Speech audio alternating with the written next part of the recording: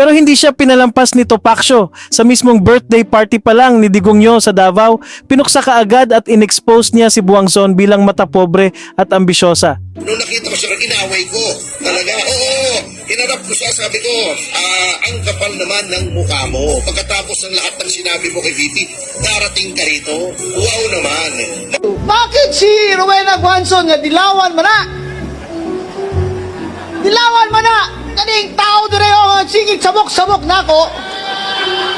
Diyan, dilawan man ka nga nung gadul-dul man kang bibisara karon. Yan, nagkukumagay, Duterte daw sila, tignan yung history nila. Ano sinasabi nila noon? Laban kay Pangulong Duterte. Ano sinasabi nila laban kay VP Sara? Pinahirapan nila ang Duterte yung party list.